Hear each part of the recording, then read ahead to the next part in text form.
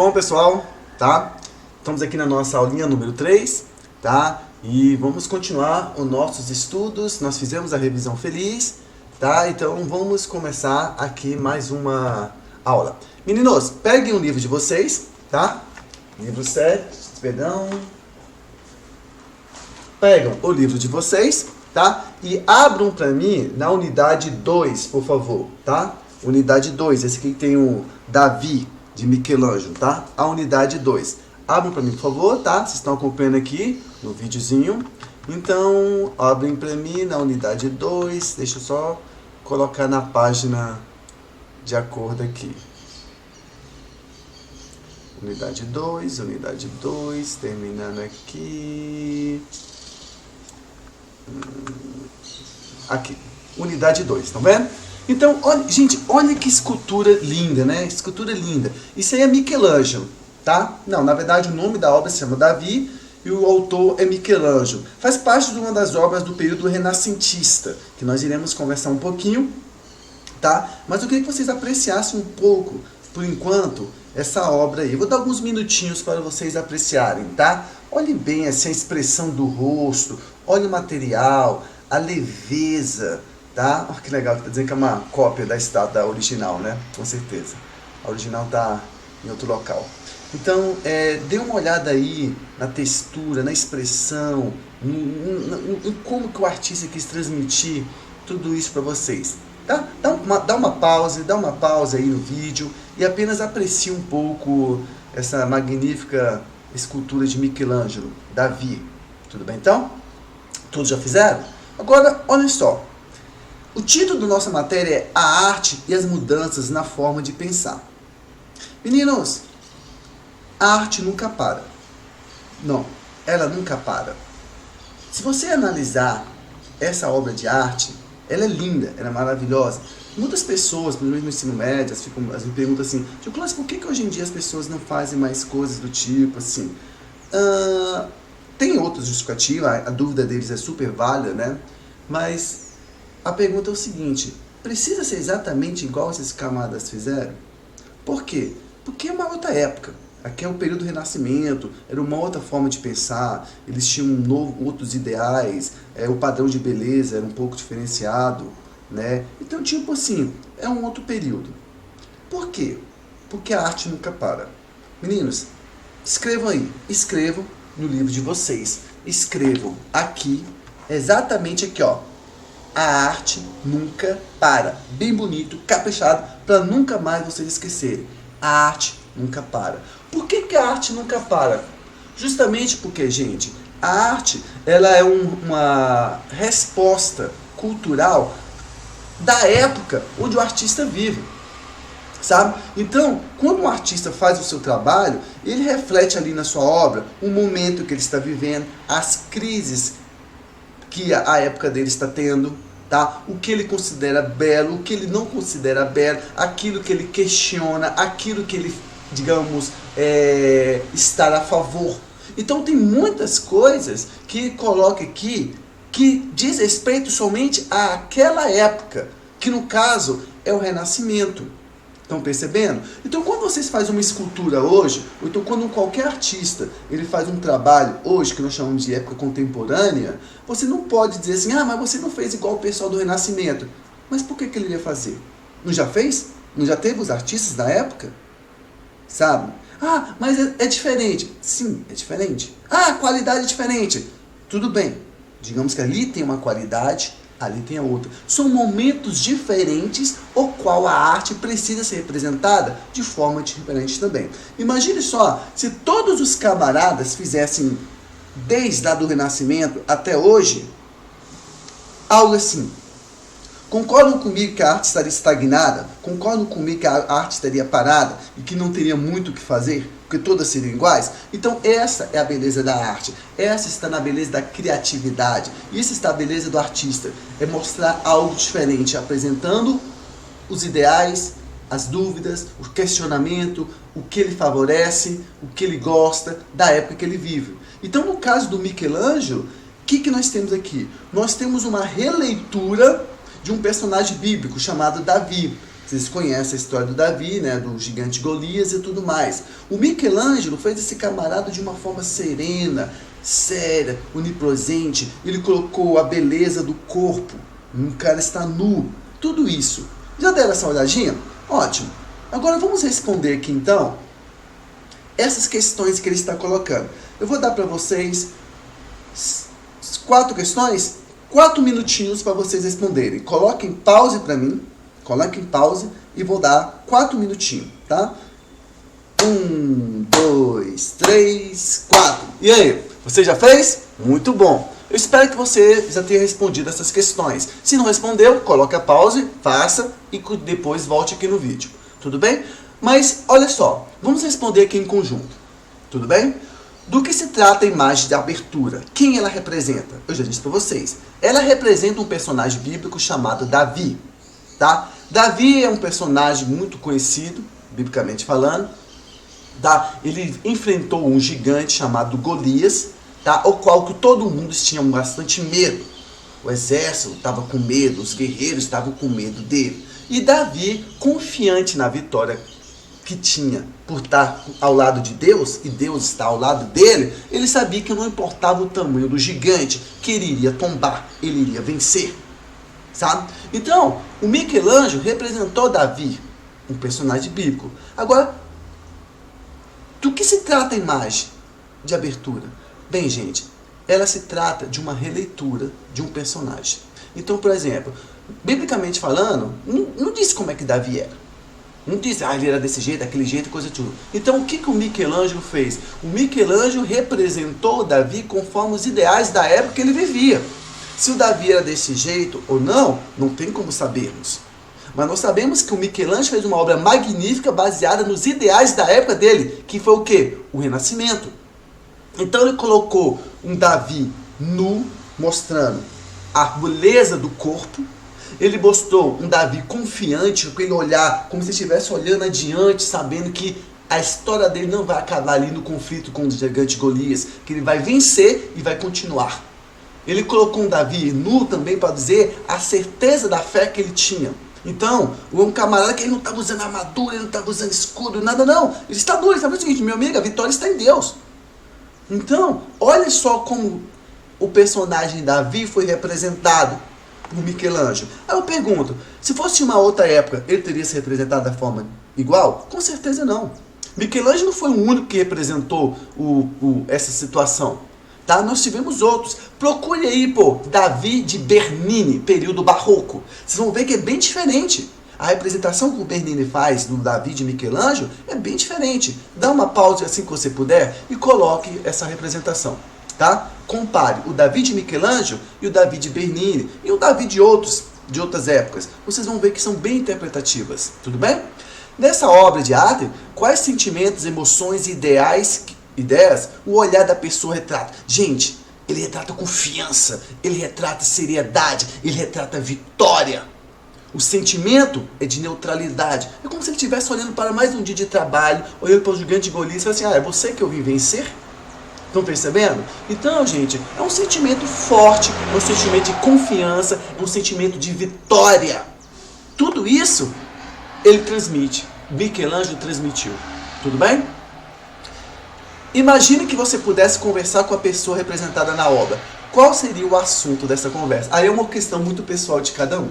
Tá? Se você pudesse voltar no passado e estivesse lá conversando com Davi no momento em que ele fosse enfrentar o gigante Golias, o que você perguntaria para ele? Bem, gente, eu vou ser sincero, no meu caso, eu poderia fazer muitas perguntas, mas se fosse apenas uma, eu perguntaria para ele o seguinte, cara, como você consegue ter tanta fé? Sabe, eu perguntaria isso para ele. Assim, como é que você tem essa força? Como é que você tem essa força? Tá? Porque é uma questão muito bonita, né? O Davi, gente, ele é um personagem que até então as pessoas achavam que ele não ia vencer o gigante, porque ele era franzísio, ele era um pastor, ele nunca teve formação militar e tudo mais. E guerreiros de criação, eles tinham tombado perante o gigante Golias. Né? Então, eu acredito que eu faria esse tipo de pergunta. Mas eu pergunto, como é que vocês fariam essa pergunta? Tá? Quais outros elementos podem ser apreciados na obra? Gente, tem o elemento histórico, o elemento anatômico, o elemento do material, que é o mármore, tá? Então, vários. Em que época, eu já disse para vocês, é o Renascimento. E qual é a intenção do artista ao representar a figura humana? Bem, a intenção dele é representar uma figura humana bela, que aí eu vou explicar para vocês daqui a pouco. Então, o objetivo do Michelangelo é representar o quê? Uma representação bela do corpo humano, um corpo humano forte, onipresente, confiante. Tá bom? Então, vamos continuar? Vamos lá, tá bom, né? Tá gostoso o assunto, eu adoro esse assunto. Então, gente, olha só, nós iremos falar sobre o Renascimento. Lembre-se, é muito bom que você leia o texto antes, que aí eu comento com vocês, eu faço as observações e tudo mais. Mas seria legal se vocês lessem o texto antes, tudo bem? Então, olha só, isso aqui é o Renascimento. Gente, o que foi o Renascimento? Meninos, o Renascimento, que é o Leonardo, né, a Mona Lisa, o Renascimento, ele é um período que indica o fim da Idade Média, ou seria mais ou menos o fim da Idade Média, e o começo do que nós chamamos de Era Moderna. Não confunde com a atualidade, tudo bem então? E é um período muito bacana. Por quê, professor? Porque no período da Idade Média, tinha muitas crendices, assim, a maioria das explicações eram explicações religiosas.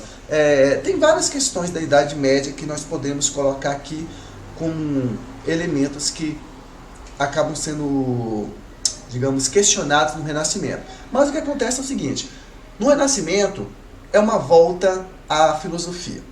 O que acontece?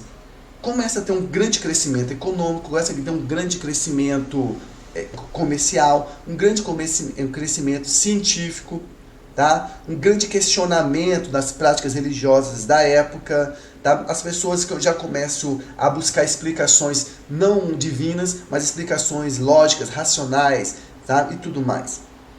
Então, nesse todo o contexto, nesse mundo, nesse contexto histórico, a arte também vai se desenvolver. O que eu disse para vocês? A arte é o resultado do momento histórico onde o artista vive. Então, os artistas do Renascimento, eles também começam a se tornar questionadores. Então, por exemplo, quando você pega a Idade Média, nós temos o que chamamos de Deus no centro de tudo. A explicação religiosa, a explicação divina era digamos assim, a mais usada, a possível. No Renascimento, começa a ter essa diferença. Sai a figura de Deus como explicação de todas as coisas e começa a entrar a explicação científica. O homem entra no centro de tudo. Já viram aquela figura do Leonardo da Vinci, o homem vitruviano? Procurem, anotem no livro, o homem vitruviano. Ó, anote um cantinho aqui assim, ó, o homem vitruviano, que é um homem, o desenho mais famoso do mundo, que é um homem de pernas assim, uma posição de polichinelo, tá? Que é um desenho tecnicamente perfeito, que está colocando uma medida do homem no centro do universo. Então, no Renascimento, acontece essa busca, tá? Então, o que o texto nos coloca? O texto nos coloca o seguinte, que o Renascimento,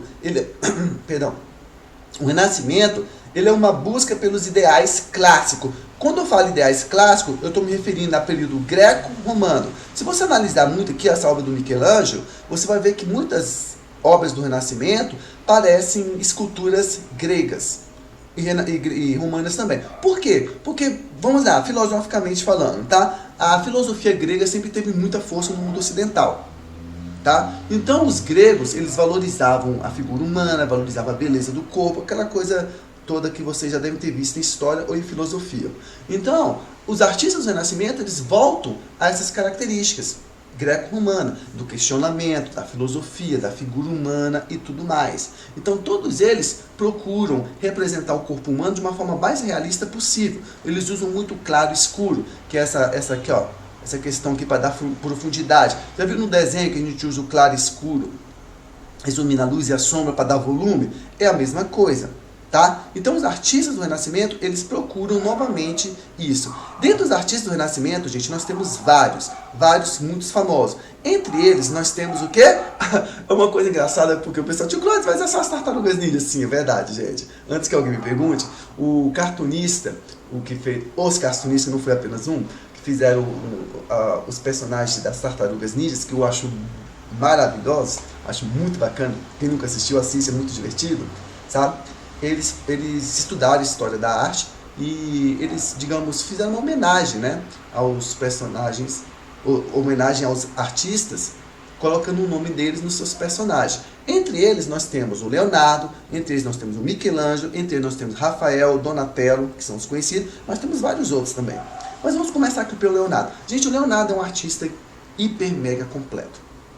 Tá? Ele é considerado assim um exemplo máximo do Renascimento. O camarada era artista, era arquiteto, era engenheiro, estudava, era matemático. Tipo assim, ele tinha muita formação mesmo. O que é engraçado é que o Leonardo, ele tinha um ditado muito interessante, que ele falava o seguinte: que um homem que é genuinamente criativo, ele não tem tempo de terminar muitas coisas. Tá? Ele sempre está criando. O Leonardo, gente, ele tinha um hábito de fazer as obras e deixar inacabadas, porque ele começava, ao mesmo tempo ele tinha uma outra ideia, já começava outra ideia, e depois tinha outra ideia começando e nunca terminava. Então muitas obras dele estão inacabadas, mas as obras que ele terminou, não apenas que ele foi finalizado, mas também todas as outras, o colocam na posição de o maior artista do mundo ocidental. Tá? Por incrível que pareça. E a obra dele, essa que vocês estão vendo, Mona Lisa, é considerada a pintura mais famosa do mundo. Por incrível que pareça, é uma pintura mais ou menos desse tamanho. Ela não é muito grande, tá? Então, gente, o Leonardo, ele pesquisava demais, ele anotava, ele foi um dos primeiros camaradas a estudar anatomia, porque ele queria fazer uma perfeição no corpo humano. Ele desenvolveu essa técnica do esfumaço, que eu já falei para vocês, tá? Olha que interessante esse fundo aqui. Enquanto a maioria das pessoas utilizavam um fundo urbano, o Michelangelo, ele utilizava o Leonardo, ele utilizava o fundo natural. Estão entendendo? O que ele fazia? Ele pintou aqui, ó, um fundo natural, uma paisagem natural. E ele utilizou uma perspectiva que não era muito comum. Nós temos a perspectiva geométrica, que é aquela usada em matemática, nos arquitetos e tudo mais, e essa perspectiva um pouquinho diferenciada, natural. O esfumaço, o degradê, tudo isso ele colocou.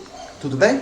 Outro camaradinha muito famoso é o Michelangelo. Michelangelo é o autor desta obra aqui. Gente, ao contrário do Leonardo, o Leonardo era um cara muito racional. O Leonardo era um camarada assim, que valorizava muito o racionalismo, a filosofia, a pesquisa. O Michelangelo não. Ele era um camarada muito mais religioso, muito mais espiritualista. Ele tanto é que o pessoal considera a obra dele, essa que vocês estão vendo aqui. Essa aqui não, tá aqui não. Tá? Mas é uma obra chamada O Juízo Final, considerado um período precursor do período chamado Barroco. O que é isso, Clodes? É o seguinte, gente, o Michelangelo, ele era muito mais religioso do que o Leonardo. Então ele acreditava que a arte era uma forma de ligar ou reforçar a intimidade entre homem e Deus. Então ele tem várias obras famosas, diversas. Essa aqui que vocês estão vendo é a Capela Sistina. A Capela Sistina está no Vaticano, sabe? Eu tenho uma vontade de conhecer ao vivo mesmo, assim, ver ao vivo, assim, sentir o cheiro, sentir assim, ao vivo o que foi, o que motivou, o que fez esse cara pintar esse teto magnífico, lindíssimo, por sinal. Foi uma obra de vida, tá? Então, o Michelangelo, ele gostava muito da narrativa religiosa. Essa aqui que vocês estão vendo, aqui ó, não sei se o cursor está aparecendo aqui, é o nascimento de Adão, a criação do homem. É uma das pinturas mais famosas dele. Vocês estão percebendo aqui que ele também valoriza um homem forte, másculo, de proporções áureas, proporções perfeitas. E aqui eu tenho a figura de Deus, um apontando. O homem reconhece em Deus o seu Criador e Deus reconhece no homem a sua criatura máxima, né, a sua criação máxima. Então tudo isso o Michelangelo fez. É uma pintura lindíssima. Tá? Eu falei para vocês aqui, ó, no Michelangelo, essa obra dele também, considerada uma obra-prima, que é Davi, que eu já fiz a narrativa, tá bom? Então, quem tiver curiosidade, dá uma pesquisada aí depois um pouco mais sobre, vale a pena mesmo. Gente, esse aqui é Rafael. Rafael é um dos mais novos. Apesar das tartarugas ninja, o Rafael ser uma pessoa nervosa, aquela coisa briguenta, no Renascimento não. O Rafael, ele era muito famoso, tá? Ele se inspirava muito em Leonardo, tá? Também Michelangelo e tudo mais. Na verdade, muitas técnicas do Leonardo, o Rafael acabou absorvendo. Dentre deles, é o mais novo, morreu muito cedo, também, infelizmente, morreu muito cedo. E, digamos, ele fez várias pinturas lindíssimas, entre elas a Academia de Platão, se não me engano, onde ele trabalha com uma perspectiva muito bonita na época. Então, olha só, nessa obra que vocês estão vendo aqui, vocês podem perceber que ele usou técnicas semelhantes à do Leonardo. Estão percebendo aqui, ó, a questão do esfumaço, claro e escuro para dar profundidade, o cenário lá atrás. Essa aqui é a Virgem Maria com Cristo. Tá bom então? Vamos continuar? Esse é Donatello. Donatello deles é o mais, digamos, antigo, tá? Ele dizem assim também que ele tem uma influência num outro período também chamado gótico, mas não deixe isso para agora, deixe isso para depois, não é para agora não. Vamos falar apenas do Donatello referente ao Renascimento, tá? Então aqui ele também é escultor, um dos grandes escultores. Então podem perceber que ele valoriza aquela pose calma, aquela pose serena, aquela pose séria. Esse aqui é São Marcos, Evangelista, tá? Olha só, foi um dos maiores escultores do Renascimento. Ele gostava muito da escultura do tamanho real, então não é fazer aquelas coisas gigantescas, porque o Michelangelo, essa aqui que eu coloquei para vocês, ó, essa escultura é gigantesca. Não acredite que ela é pequena, ela é grande. Acho que, se eu não me engano, tem mais de 6 metros de altura, ou seja, é algo colossal. Essa aqui não, é do tamanho real de uma pessoa. Então ele fazia esculturas do tamanho que seria uma pessoa, porque tem a filosofia da época e tudo mais. E ele gostava muito de arquitetura. Vocês podem ver, ó, que isso aqui está interagindo com a arquitetura da igreja. Tudo bem então? Olha só, meninos, aqui é o Michelangelo, estão vendo? Aqui, ó, 517 centímetros, 5 metros e 17. Eu classifico que era 7, não, mas olha só de escultura. Ainda tem a parte aqui de baixo. Aí por isso que eu falei que é mais ou menos quase uns 6, 7, tá? O que acontece, gente? Escultura é algo interessante. O que é escultura? Escultura é uma forma de arte visual tridimensional. Ou seja, quando eu faço um desenho, o desenho em si, ele é bidimensional. Então, por exemplo, tá vendo aqui, ó? É uma escultura, foi um desenho que é mais fácil, né? Vamos pegar um desenho. Deixa eu ver aqui um mais interessante pra gente. Aqui, ó. Tá vendo aqui? É uma escultura, um desenho, mas é um desenho bidimensional. Não dá para poder ficar mexendo com ele, andando e tudo mais, sabe? Não dá para ficar circulando. A escultura não. A escultura eu consigo circular entre elas, assim, dá para eu virar, passando e tudo mais. A escultura, ela ocupa no espaço um real. Ela tem uma massa real no espaço, ela ocupa um espaço realmente falando, digamos. Tá? Então, essa aqui é a escultura de Michelangelo, Davi. Então, ó, é aquela mesma escultura, vocês podem ver a beleza do corpo, olha só a força, olha a mão, detalhe que ele colocou na mão, olha como está aqui o corpo relaxado e tudo mais. Gente, a escultura, ela vai passando com o tempo e vai mudando de material. Então, por exemplo, nós podemos ter esculturas que estão talhadas, que é no caso da madeira. Nós temos esculpidas mesmo, que é no caso desse aqui, que foi no mármore, que foi desse jeito. Nós temos as de bronze, que ele pega o aço, derrete, o bronze derrete e usa uma forma para poder moldar. Então nós temos várias técnicas de escultura e essas técnicas foram passando com o passar dos anos e modificando. Então, por exemplo, aqui, ó. Essa aqui é uma escultura na pré-história. Elas são chamadas de Vênus. As esculturas pré-históricas são caracterizadas principalmente por ser esculturas femininas, que aí tem toda uma explicação histórica para a época, tá bom? Então, a mais famosa delas é a Vênus de Willendorf, que essa aqui nesse caso não é de Willendorf, mas ela é muito parecida também, que é uma mulher avantajada, tá? Que mostra, digamos, a valorização que o pessoal da época indicava que era a fertilidade. Aqui, por exemplo, nós temos a escultura grega. Lembra quando eu falei que os gregos valorizavam a beleza? Essa escultura é do período helenístico, tá?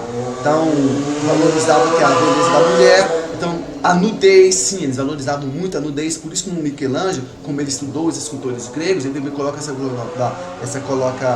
questão do corpo nu, tá bom? Então, a escultura clássica grega, ela demonstra isso. Lembre-se que os gregos, gente, anotem aí, coloquem aí, ó.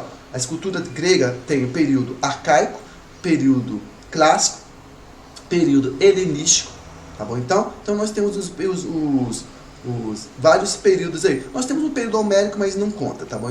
Então cada um muda muito o estilo. Isso também é bronze. Ó, essa aqui é lindíssima. Gente, olha o nível de detalhe que esse camarada chegou. É Michelangelo. Vocês podem perceber que o Michelangelo, essa foi no mármore, ele começou a esculpir no mármore, depois ele faz um polimento e tudo. Demora pra caramba. Tá? Então o que nós temos aqui? A escultura renascentista, nesse caso, ele mostra Maria segurando o corpo de Jesus.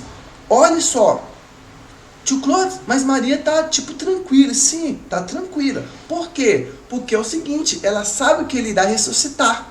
Ela sabe que ele irá ressuscitar. Então ela está segurando o corpo dele, está morto, mas o Michelangelo quis transmitir a fé, porque ele mostra uma Maria tranquila, ele mostra uma Maria, sabe que o filho vai cumprir a promessa de ressuscitar depois do terceiro dia. Então, olha só o detalhe que ele fez na veste, olha só como ele colocou um Cristo, digamos, aparentemente vivo, mesmo estando morto. Estão percebendo? Aqui é a escultura barroca. Meninos, nesse caso eu vou parar por aqui, que nós não iremos continuar, porque vai passar aqui o tempo, então eu vou finalizar esse capítulo na próxima aula, continuando aqui sobre a escultura barroca, que eu quero falar um pouco dos períodos históricos para vocês. Tudo bem então? Façam a leitura, vamos lá então, daqui a pouco nós iremos começar a música, dá uma pausa, vai lá, beba uma aguinha, como um lanchinho leve, manda as dúvidas para mim, fique bem tranquilo que eu irei responder a todos, tá bom então? E falta aqui a 10 minutinhos, nós voltamos para continuar a nossa aulinha feliz de música, tudo bem então? Foi um prazer, então daqui a pouco eu espero vocês aqui novamente comigo. Vamos lá!